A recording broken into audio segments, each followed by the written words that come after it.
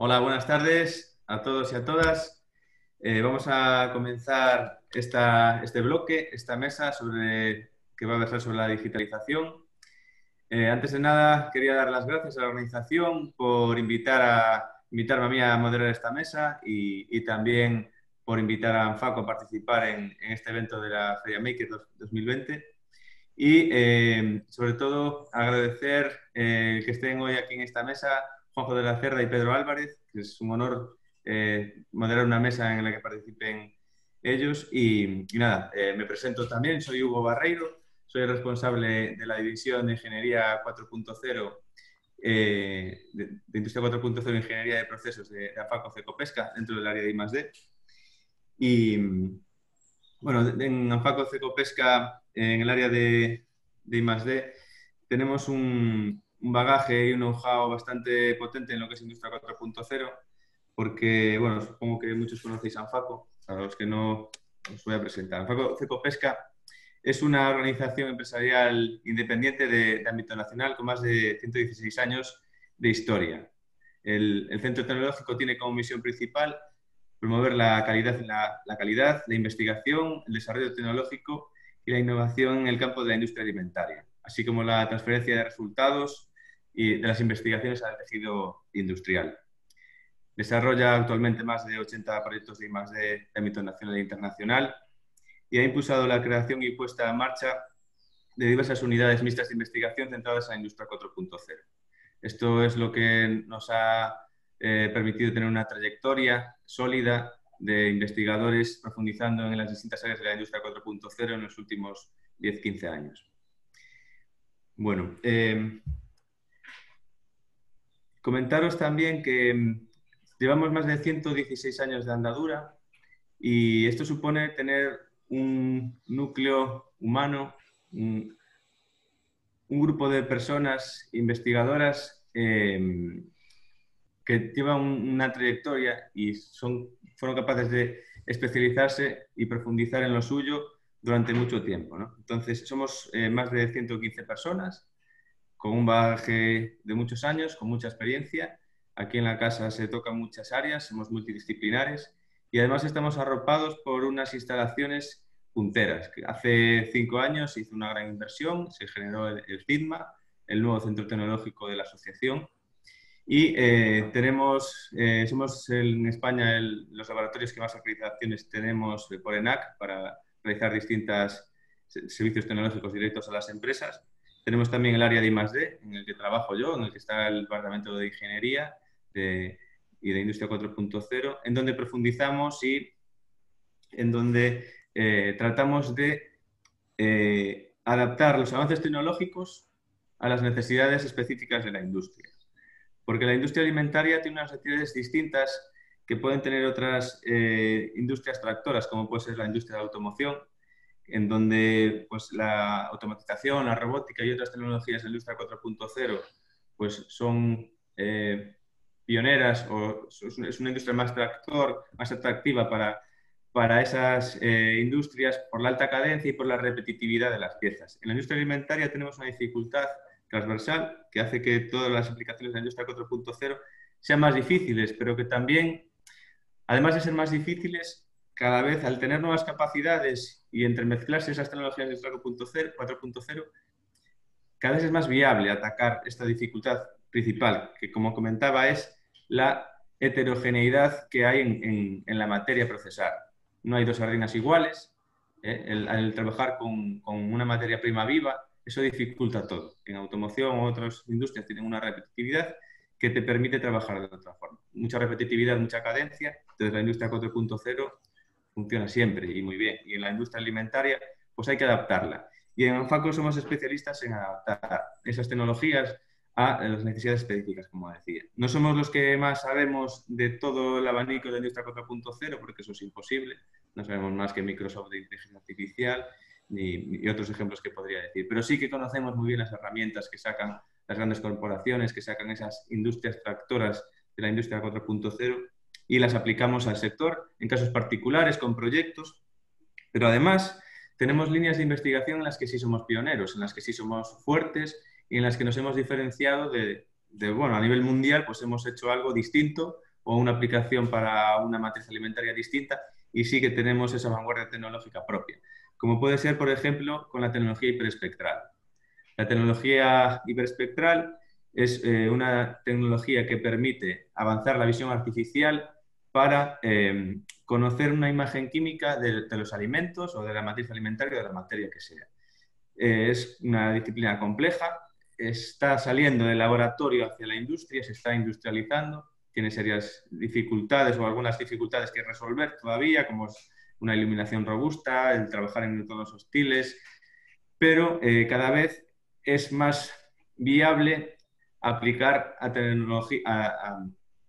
en planta esta tecnología con las carencias y con la hostilidad que hay en el sector alimentario o en el sector alimentario en concreto. Nosotros estamos trabajando en la segunda parte de una unidad mixta, la unidad mixta de consolidación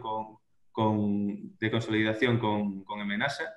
Llevamos ya 4 años trabajando específicamente en esta tecnología y ahora nos vamos a centrar justamente en esto, en industrializar la tecnología hiperespectral. Dentro de esta unidad mixta estamos abiertos a las colaboraciones con empresas que quieran probar la tecnología. Está configurada así. Vamos a avanzar el estado del arte de la tecnología y vamos a probar distintas matrices alimentarias para conocer cómo se comporta la tecnología con esa matriz y ver si con estas pruebas de viabilidad tiene sentido seguir profundizando. Entonces, os invitamos a que si tenéis interés por esta tecnología y queréis probar dentro de la unidad mixta el potencial que tiene, que me contactéis y iniciemos conversaciones para ello. Bueno, pues después de esta presentación, no quiero extenderme más porque, como decía, el plato fuerte de esta mesa son los dos ponentes, Juanjo de la Cerda y Pedro Álvarez. Según el planning iba a empezar con Juanjo de la Cerda, pero veo que tiene la imagen congelada. Juanjo, no sé si nos estás escuchando y... Entonces, Pedro, si te parece, empezamos por ti. Te presento, si Juanjo salió ahora, igual tuvo un fallo de conexión y está reiniciando.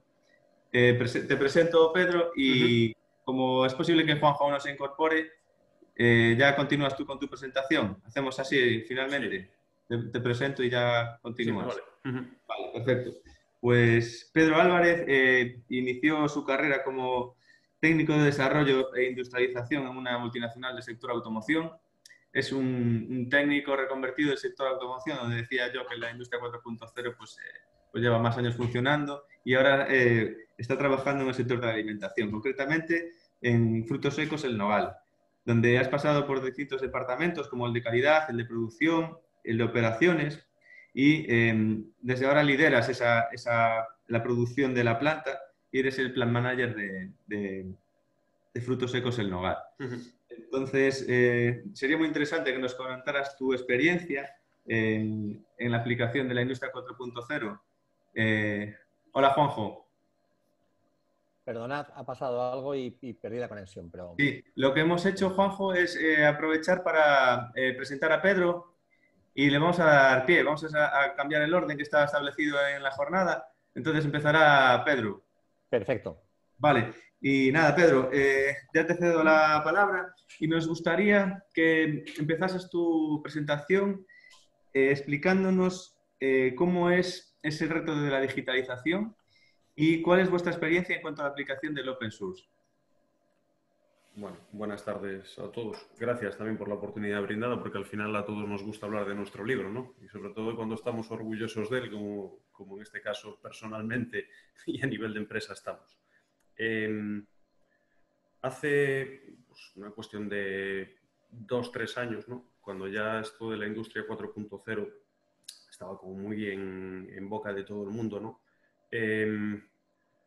Nosotros llegamos a la conclusión de que lo que iba a aportar valor en un futuro cada vez más cercano era el cómo la información de la empresa se gestiona para sacar valor de ella.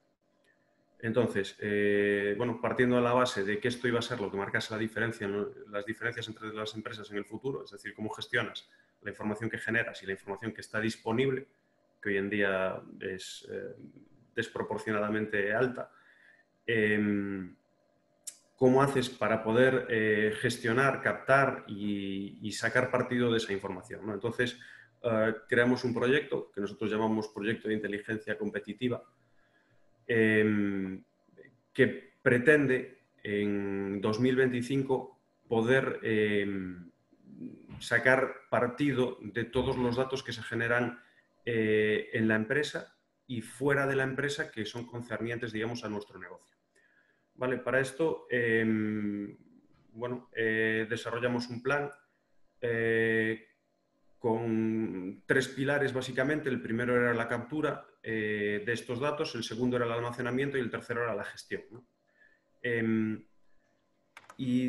Después de darle vueltas a muchas cosas, decidimos basarla, tanto cualquiera de los 3 pilares, tanto en soluciones de software como de hardware libre. Básicamente por 3 razones. Porque era del mundo en el que veníamos, es decir, históricamente nosotros teníamos, entre comillas, un ERP basado pues, en Unix, en el que se habían hecho, por necesidad más bien, porque pues, digamos, el partner que en aquel momento instaló pues, esta versión de ERP, entre comillas, que teníamos, pues al final desapareció a lo largo de los años. Entonces, bueno, esto nos obligó, digamos, a introducir dentro de la empresa esa capacidad un poco de desarrollar material informático para cubrir nuestros procesos. Esto por un lado.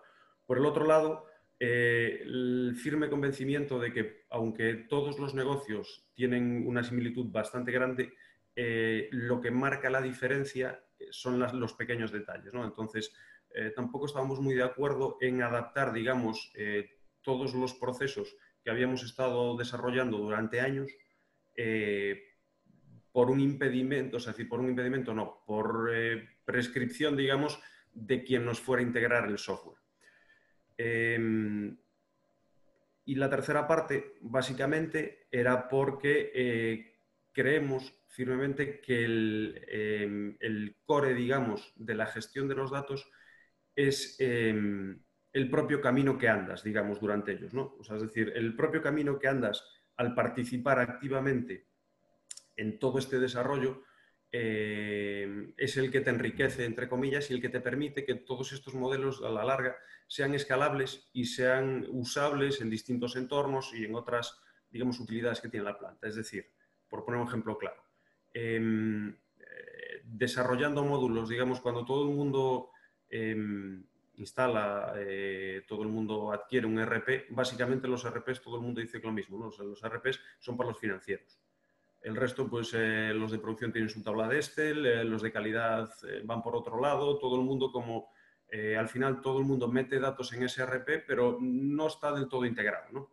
Entonces nosotros, digamos, esta parte no la queríamos y tampoco, digamos, teníamos la capacidad de forzar a una empresa a adaptar, digamos, su modelo de negocio o su, digamos, elemento de ventas a nuestra manera de hacer las cosas, ¿no? Entonces, bueno, dijimos, perdemos un poquito más de tiempo en conseguir nosotros, digamos, ese know-how y a la par, posteriormente, pues vamos desarrollando nuestras propias, digamos, habilidades para poder integrar toda la cadena de conocimiento de la empresa. Bueno, partiendo de esta base, de esta primera, pues nada, lo siguiente que tienes que hacer es ponerte el casco y ponerte a buscar soluciones, aplicaciones. Dentro de las aplicaciones de software libre está claro que hay casi tanta variedad como puede haber de propietarias. De hecho, muchas propietarias están basadas en libre y, pues bueno, de ahí pues tuvimos que seleccionar, ¿no? Pues al final, en cuanto al software libre, uno de los medios que tiene la gente es que sean proyectos pequeños que se puedan vencer, digamos, a la larga. Hay proyectos pequeños, proyectos grandes, proyectos medianos. Entonces, al final, a partir de ahí, seleccionamos una serie de herramientas, siempre en vista al objetivo final, es decir, teníamos muy claro que una de las claves es que todas, digamos, las plataformas que seleccionásemos fuesen perfectamente integrables, es decir, que no tuviésemos problemas de integración al ir añadiéndolas poco a poco. Y que tanto el software como el hardware que integráramos tendría que ser libre y estar abierto y nosotros deberíamos ser plenamente conocedores del código, no solo a nivel de usuario, sino a nivel de programador. Entonces, bueno, empezamos por lo que más falta nos hacía en su momento, que fue un RP. De ese RP pasamos a ya directamente, digamos, una vez que teníamos una especie de vínculo, digamos, con el almacenamiento inicialmente, que era el RP, es decir, vamos a capturar mediante el RP los datos de negocio. Después ya pasamos a un siguiente plan en el que empezamos a capturar parámetros que se capturaban a mano, es decir, que se traspasaban a hojas de papel que después pues, se pasaban a hojas Excel. En estos momentos ya estamos integrando en la estructura de captura sensórica de planta, tanto pues, captura de datos de PLC como captura de datos de sensores externos. Y ya estamos empezando a crear la infraestructura para hacer almacenamiento de grandes volúmenes de datos. ¿Vale? Bueno, ahora, bueno, pues este año ha venido así un poco trastocado, digamos, estos los plazos los ha ralentizado un poquillo. Entonces, bueno, entendemos que entre el año que viene y el siguiente estaremos en disposición ya de tener datos suficientes como para poder desarrollar ya o poner ya en marcha la estructura de gestión y de visualización que sería la que nos quedase. Bueno, por poner nombres, por ejemplo en el RP al final nos basamos en Odoo, lo que era antes OpenRP. Cuando nos pensamos en la captura de datos, los manuales, hay infinidad de generadores de aplicaciones que son relativamente sencillos, que te permiten generar aplicaciones de tablets móviles o dispositivos de cualquier tipo para introducir datos.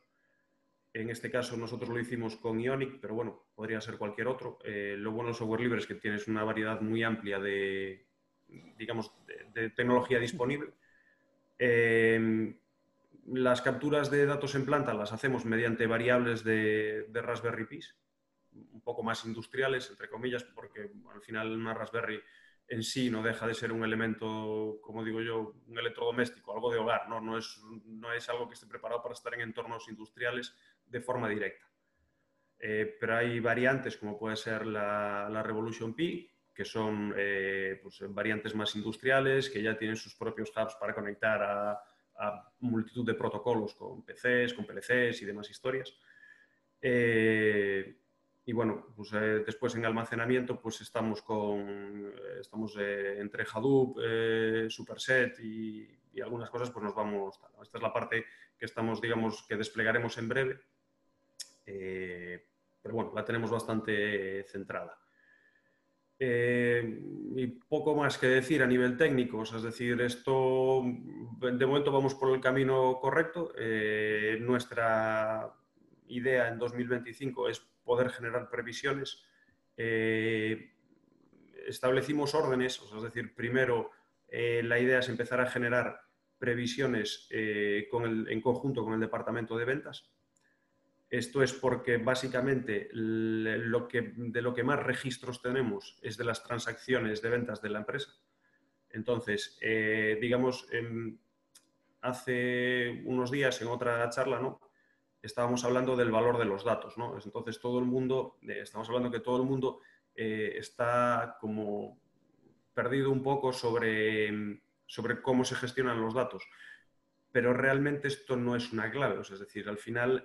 la conclusión es que cualquiera puede tener un algoritmo que utilice Amazon para prever las ventas. Es decir, están en Internet, no es una formulación complicada, no es fácil o sea, no es difícil de integrar, digamos, en tus sistemas y no es nada que no esté a la vista de cualquiera que sepa buscar un poco. Lo difícil es tener la cantidad de datos que tiene Amazon. Es decir, en el momento en que tú hayas generado miles de millones de transacciones, es cuando ese algoritmo funciona. Entonces, un poco, pues el tema es este, ¿no? Cuanto antes empecemos a capturar, antes empezaremos a poder explotar y a poder sacar cosas, ¿no? Pero bueno, por esto fue por el tema por el que empezamos por, digamos, ventas, ¿no? Porque normalmente todo el mundo tiene registros de ventas desde hace muchos años y mucho tiempo. Entonces esto te permite hacer, digamos que toda la parte matemática que desarrollas para hacer las predicciones sea mucho más precisa y sea más fácil evaluar si hay diferencias o no. Posteriormente, la idea era generar lo mismo en compras para terminar con la parte de producción. Bueno, yo siempre digo que básicamente el reto de la digitalización en la industria va a pasar por ahí. El resto sí, la industria 4.0 engloba muchas cosas. Hay temas como la robótica que sí están mejorando, pero bueno, es decir, son temas que ya tenían mucha carrera de antes, ¿no? Entonces, bueno, básicamente la base un poco es esto, cómo gestionamos los datos y qué hacemos con ellos. Pero bueno, ya habrá tiempo para preguntas un poco más adelante. Perfecto, muchas gracias, Pedro. Muy amable, gracias por las explicaciones, por contarnos vuestro caso, en concretamente cómo habéis afrontado esa problemática que tuvisteis, ¿no? A la vista de que a veces las empresas a las que te vinculas, pues si no están cuando las sigues necesitando, tienes que buscar alternativas. Y vosotros en este caso habéis apostado por vosotros mismos desarrollar ese software que ahora os permite tener otras capacidades de gestión y de crecimiento, ¿no? Porque no tenéis límites. Nosotros también tenemos una experiencia parecida. Con la tecnología hiperespectral estábamos trabajando con un hardware propietario también que tenía su software asociado, y para poder explotar la tecnología, empezar a hacer computación por hilos, mejorar cadencias de producción y poder tener realmente todo el control del hardware y del desarrollo de software también, no depender de los desarrollos o de las licencias o de las trabas que te ponen unos programas informáticos propietarios, hemos en paralelo desarrollado un segundo escáner con nuestro hardware desde cero y con nuestro propio software. Bueno, pues ahora a continuación le daremos paso a Juanjo de la Cerda. Juanjo de la Cerda es el actual director corporativo de I+D del grupo Nueva Pesca Nova. Tiene un amplio currículum que trataré de abreviar para que nos quede tiempo para las preguntas. Pero bueno, es licenciado en Biología por la Universidad de Murcia. Tiene distintos estudios posteriores, entre ellos un máster de Dirección y Administración de Empresas específico para pesca y acuicultura. Y bueno, en el año 2001 es nombrado director corporativo de I+D del Grupo Pescanova. Lleva trabajando desde el 91 en proyectos y puestos de responsabilidad en áreas de calidad, acuicultura, marketing, I+D, gestión de proyectos. Y bueno, por comentar algún hito destacado o algún cargo que comparte con su cargo de director de I+D del Grupo Pescanova, comentar que es el actual presidente de Clusaga. Es miembro del Consejo Rector de Afaco Cecopesca, miembro del Consejo Directivo de AIMEN, miembro del Consejo Directivo de CETGA, miembro del Consejo Empresarial de Gradiant. Estos todos son centros tecnológicos gallegos, para los que nos escuchan desde fuera. Es una persona muy implicada en la comunidad, en lo que es el ecosistema de I+D que tenemos aquí en Galicia, que es un ecosistema bastante robusto y con una buena trayectoria.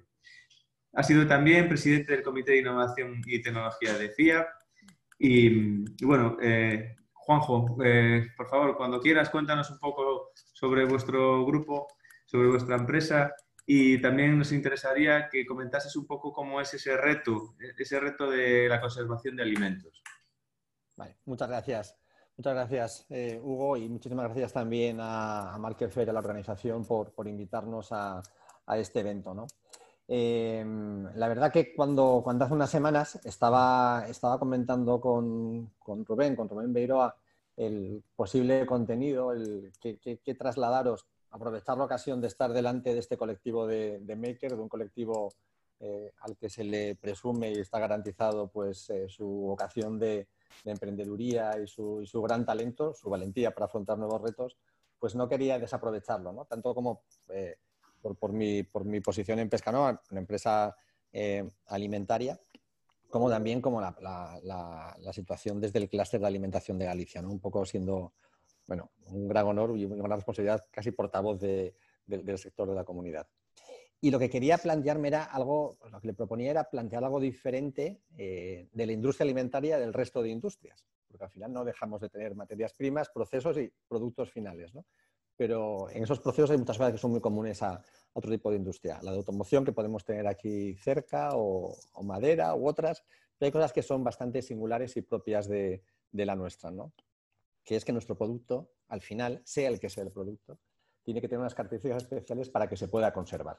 Parece una obviedad, pero es una de los tics casi de cualquiera de nuestras diferentes industrias, con toda la gran diversidad que hay en los diferentes sectores alimentarios, ¿no? Y a lo mejor desde fuera parece que esto de la conservación es algo que está superado. Abrimos publicaciones y hay conservaciones de todo tipo. Al final, la conservación del producto quiere decir que yo quiero tener un producto que cuando lo vaya a consumir, por supuesto, sea seguro, que contemple, que mantenga todas las características nutricionales que va a tener y que además tenga una organolepsia adecuada, o sea, que produzca, bueno, pues que produzca el placer, el disfrute de consumir, sea cual sea este producto, ¿no? O sea, estamos en un mundo del consumidor que lo que quiere todo son que sea seguro, pero que sea nutritivo y que sea que tenga una buena organolepsia y además que no tenga aditivos y que tenga una clean label, que no tenga que tenga tal. Cada vez nos ponen más retos y nos ponen el listón más alto, ¿no? Y la industria tiene que ser capaz de dar respuesta a esto. Y como digo, creemos que esto está todo hecho. Está todo hecho, pero seguimos utilizando tecnologías que llevan muchos años y nos siguen generando a todos muchos quebraderos de cabeza, ¿no? Porque al final yo creo que es uno de los kits de nuestro producto, como digo. O sea, hoy tenemos productos que todavía se conservan en salazón en algunos sectores. Si el salazón, pues bueno, se empezó a hacer en China hace 5.000 años, ¿no? O la conservación por frío. Los romanos hace 200 años antes de Cristo, pues estaban haciendo ya neveros artificiales para conseguir aguantar la nieve en los meses fuera del invierno, ¿no? O el escabeche, que es una receta muy rica, pues no deja de ser un sistema de conservación basado en el pH que aporta el vinagre, ¿no? Se lleva haciendo esto desde hace 500 años. Bueno, pues la verdad es que hay muchos temas de conservación. En cualquier búsqueda aparecerán varias decenas, pero es un tema que todavía, como digo, hay mucho que innovar y hay muchas cosas que se pueden resolver. La verdad que en esa conversación con Rubén, pues directamente me reenvió un enlace y me dejó muy tranquilo porque bueno, me demostró que lo que era mi idea, de que todavía hay cosas que se pueden hacer y que se pueden hacer en este entorno maker, o sea, no hacen falta grandes desarrollos tecnológicos, no hacen falta tremendas inversiones de grandes corporaciones, pues era factible, ¿no? Y me envió un enlace a una publicación de una semana antes en prensa española que hablaba de Maitane Alonso, a la que tendremos la suerte de poder escuchar en este mismo evento mañana a las 5 menos cuarto, si no me equivoco, ¿no? Y bueno, Maitane Alonso, si no la conocéis, no dejéis de estar mañana con ella. Es una joven de 19 años que ha desarrollado un sistema de conservación de alimentos, podemos decirlo así, que en su casa. Un sistema de conservación de alimentos que ha tenido el reconocimiento de la NASA, con lo cual ya os adelanto que no es ninguna botada, que no es ningún juego, que es algo muy interesante. Entonces, un poco mi idea aquí era, pues eso, plantear a este colectivo, como digo, los retos, los grandes campos que hay, oportunidades y necesidades que hay de desarrollo en todo lo que tenga que ver con la conservación de alimentos, ¿no? Y llegando un paso más allá, la conservación es muy importante, pero igual de importante es la regeneración del alimento cuando llega a nuestros hogares o llega al restaurante o llega a aquel lugar donde se vaya a preparar y a consumir, ¿no? Y ahí creo que también, desde este colectivo, trabajando en entornos, digamos, más íntimos, si queréis, por decirlo de alguna manera, o sea, como digo, sin grandes inversiones, sin grandes desarrollos tecnológicos, también se pueden hacer muchas cosas. Están cambiando los hábitos de consumo, claramente. Estaban cambiando antes y están cambiando de manera mucho más acelerada ahora por efecto de de la pandemia que todos estamos sufriendo, y tenemos que ver nuevas maneras de cocinar, nuevas maneras de regenerar los productos, nuevas maneras de prepararlos que nos faciliten o que nos hagan factible el uso de diferentes productos en diferentes momentos, en diferentes lugares de consumo, ¿no? Yo creo que ahí también hay un gran campo, hay un gran desarrollo para introducir una innovación realmente disruptiva y relevante. Ha habido hace ya años, pues bueno, sistemas que generaban su propio calor, o sistemas de enfriado rápido, o otro tipo de soluciones, pero realmente están sin refinar, están sin acabar, y hay cosas que se podrían hacer ahí importantes. Dentro de la regeneración, o sea, hay nuevos sistemas de preparación en el hogar, los air fryer, otro tipo de preparaciones, o el microondas. Hay muchos productos que los puedes calentar en microondas. Recuerdo, cuento siempre como anécdota, pero un envase de pizzas que se comercializaba hace unos años en Estados Unidos y que en la parte de atrás indicaba una manera perfecta de preparación de la pizza en horno, y decía claramente, si usted tiene mucho apetito, tiene una urgencia, lo puede meter en microondas y se va a poder comer caliente. O sea, no va a tener nada que ver, pero se va a poder comer caliente, ¿no? Bueno, pues habrá que ver de qué manera podemos comer caliente, pero como decía antes, con la organolepsia adecuada, estos productos, por ejemplo, en el microondas. En nuestro sector, en mi empresa, por ejemplo, tenemos un reto con el que llevamos trabajando mucho tiempo, en mi empresa y en el sector en general, que es, bueno, cómo hacer un empanado o un rebozado que esté crujiente cuando lo preparo en el microondas. Está muy crujiente cuando lo hago en una freidora, está muy crujiente cuando lo hago en un horno, pero cuando lo meto en microondas ya es distinto, ¿no? O sea, quiero decir con esto, solamente lo exponía a título de ejemplo, que realmente hay un gran campo para poder mejorar, que está esperando nuevas ideas. Antes habéis estado también en la charla con Javier de la Business Factory Food. Cada vez que lanzamos un reto, nos encontramos muchas respuestas de tecnologías transversales, muchas respuestas del mundo TIC, que son necesarias, porque estamos en plena revolución, en plena transformación. Industria 4.0 es una tarea pendiente en general para el sector y tenemos que estar ahí, pero solemos echar en falta, y lo comentamos todos, soluciones tecnológicas adaptadas para nuestro sector específicamente, ¿no?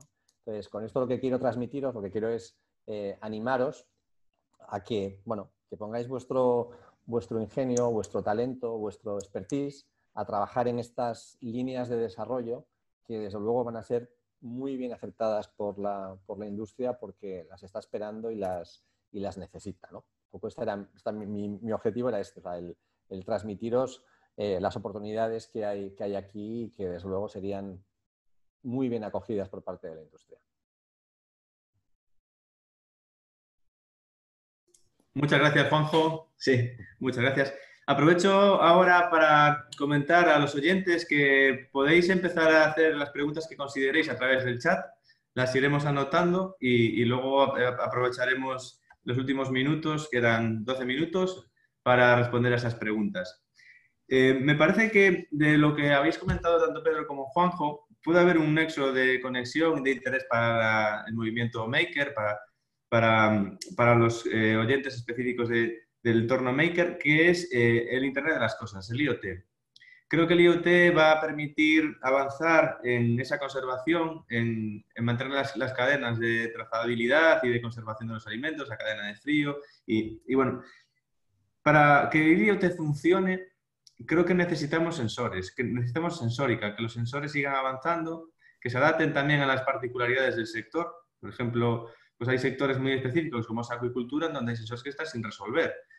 Y creo que ahí es un campo abierto con mucho potencial para que estos movimientos maker que dan soluciones low cost, que tienen una implementación y una repercusión enorme, pues que creo que es un buen campo de trabajo para ellos. ¿Qué opináis sobre esto?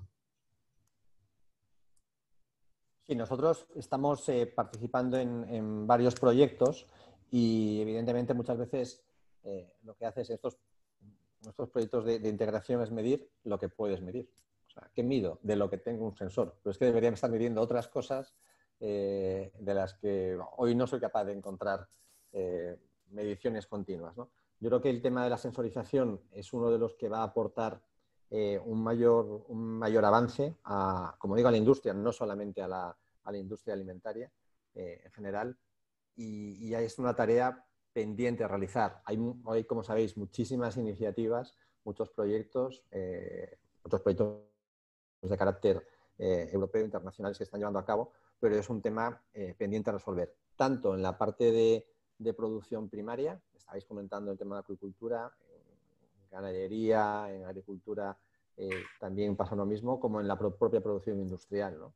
De hoy, pues hay todavía una serie de mediciones que son discretas, que llevan a veces demasiado tiempo porque el instrumental o las técnicas analíticas requieren un tiempo mayor que el deseado, y el desarrollo de sensores específicos va a ser sin lugar a duda un gran avance.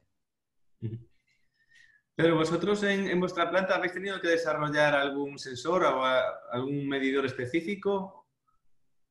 No, nosotros básicamente lo que hemos cogido es de lo que había ahí.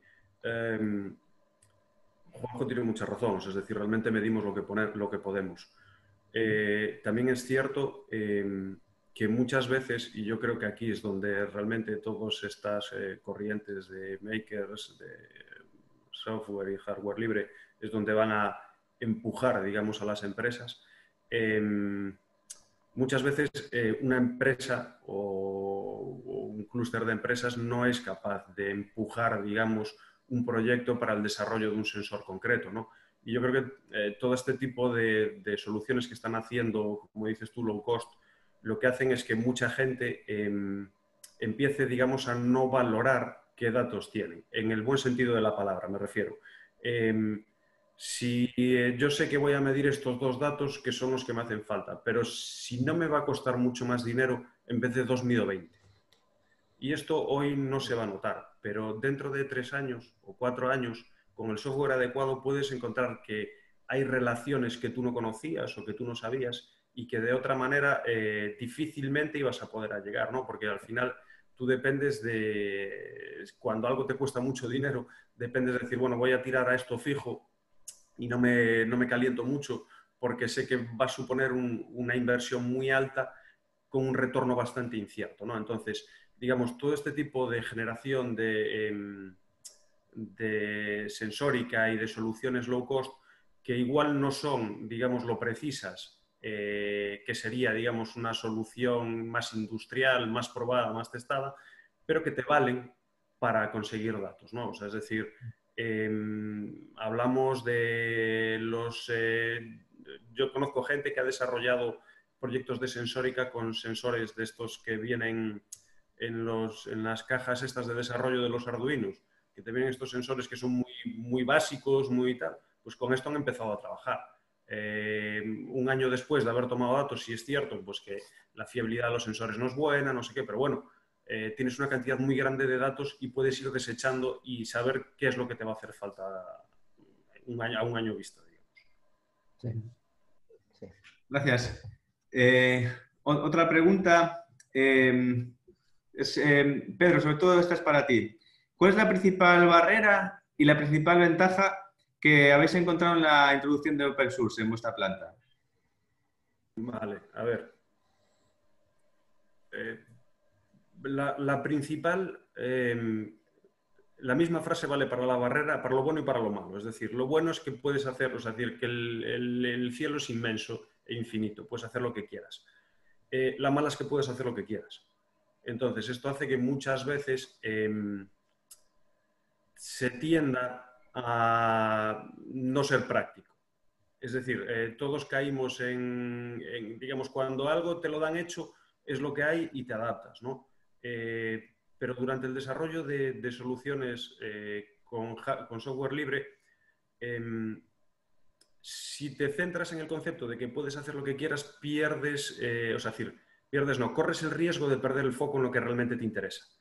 Y perderte, digamos, en los aledaños y en un montón de cosas que al final no se usan o no van a valer para nada. Por esto, el que esté pasando por esto, que no se preocupe, que por ahí hemos pasado todos. O sea, es decir, no hay... Es algo que lleva al aprendizaje, digamos. O sea, es decir, tú simplemente tienes que centrarte en lo que tienes que centrarte, ir pasando hitos, pero, digamos, dejando atrás las cosas hechas. La otra opción, la otra problemática, que creo que es por la que la gente no se mete, es básicamente dos derivadas del mismo problema. Y es que, por un lado, tenemos miedo a compartir, como si realmente lo que fuésemos a generar fuese, digamos, el core de nuestra empresa y estuviésemos vendiendo a los chinos todo lo que hacemos, cuando realmente, cuando te pones a analizar las cosas fríamente, la diferencia entre las empresas está en los detalles, y esos detalles no se ven y no están a la vista. Y la segunda es el miedo a que me dejen tirado, ¿no? O sea, es decir, este miedo que hablábamos de antes de, joder, ¿y si estos se van? Para tranquilizar a la gente, por ejemplo, el ERP que tenemos nosotros, que es Odoo, antes fue OpenRP y antes fue OpenBravo. Es decir, son proyectos que se discontinúan y los siguen. ¿Por qué? Pues porque tienen una comunidad detrás de gente que está interesada en que eso salga adelante. O sea, es decir, y en el último caso, en el que esa comunidad desapareciese, siempre tendrías tú la capacidad de seguir evolucionando, ¿no? Sí, yo estoy totalmente de acuerdo con lo que dice Pedro, ¿no? Yo creo que posiblemente aquí detrás lo que hay todavía es un problema cultural de miedos, de recelos, y que creo que va a durar poco, porque o sea, realmente ahora en todos los aspectos, si veis, la velocidad del avance tecnológico es tremendo. O sea, la obsolescencia de cualquier producto, de cualquier tecnología es rapidísima. Los ciclos de vida cada vez son más cortos. Entonces, esto yo creo que va a acabar por imponerse. Al final, bueno, la generación de crecimiento es tremendamente prolífica, y lo que hay que hacer es trabajar en estos mundos abiertos colaborativos.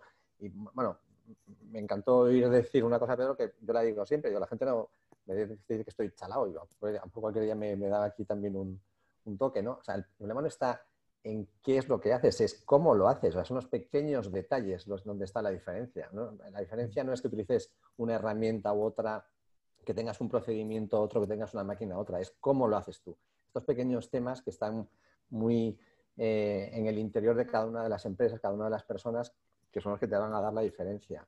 Pero al final la tecnología va a estar ahí, va a estar muy disponible. O sea, yo creo que ahora, o sea, seguimos todos firmando 27.000 NDAs cada vez que hablamos con cualquiera, para dar los buenos días casi. Pues es que la velocidad de recambio de la tecnología es altísima. Si estás firmando el NDA y ya tienes otra cosa nueva detrás, ¿no? O sea, yo creo que eso va a ser un cambio muy notable y que nos va a llegar a todos. O sea, esta cultura nos la van a dar cambiada sin que nosotros nos demos cuenta, seguro. Totalmente de acuerdo. Yo, desde el punto de vista del I+D, creo que cada vez eso lo tenemos bastante dentro, ¿no? Las personas que trabajamos en I+D. Vemos que va tan rápido el avance que muchas veces si te paras a proteger, es que ese tiempo lo dedicas a seguir avanzando, y aunque te pillen, tú ya estás en otra línea y estás en otra cosa. Yo creo que es así. Sí, sí. Bueno, una última pregunta para Juanjo, y por supuesto también Pedro puede aportar. Es cómo está ayudando la tecnología, o cómo va a ayudar, o cómo podría, ¿qué idea nos podéis dar de que la tecnología aporte para reducir el desperdicio de alimentos? Ahí el campo de actuación es tremendo. O sea, quedan 2 minutos y voy a invertir solamente uno en daros 3 datos, ¿no? que es muy relevante.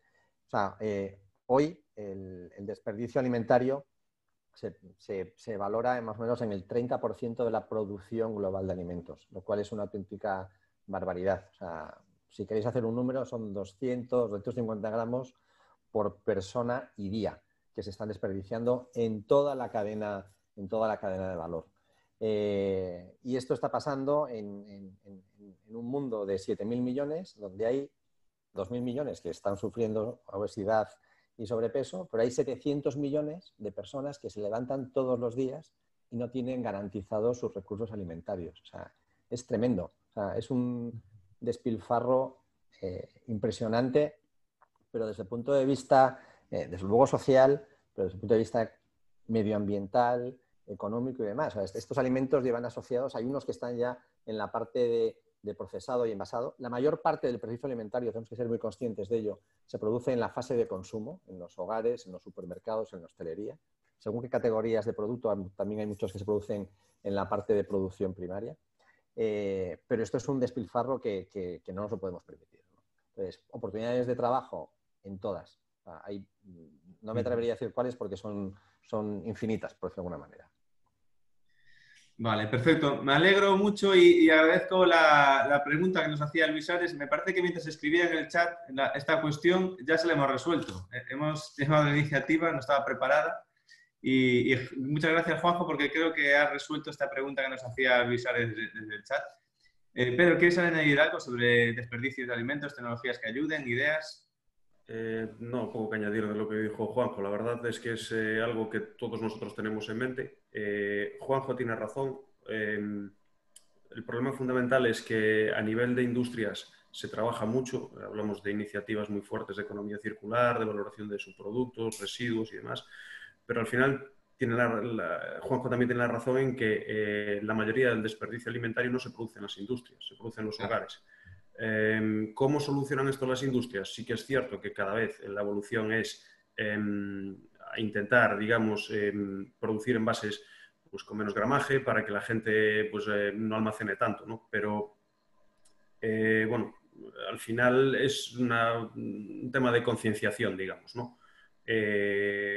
Juanjo, estoy al 100% con él, es decir, lo que no podemos permitir es que se esté tirando comida en un sitio y que falte en otro. Y poco más, ¿no? O sea, es decir, sí que es cierto que las industrias podemos trabajar en sistemas de conservación para que esta comida dure más tiempo, pero hasta que no nos concienciemos a nivel humano de que la comida no se debe tirar, pues estamos, digamos, un poco atados, ¿no?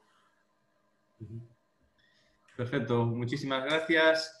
Hemos pasado ya las 6:30, es la hora límite que teníamos. Muchísimas gracias, Pedro. Muchas gracias, Juanjo.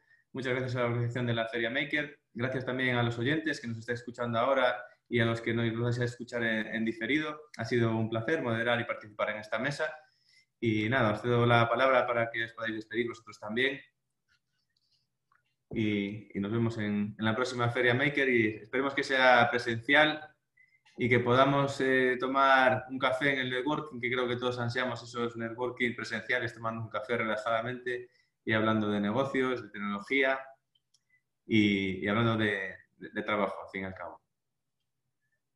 Nada, gracias. Hasta luego.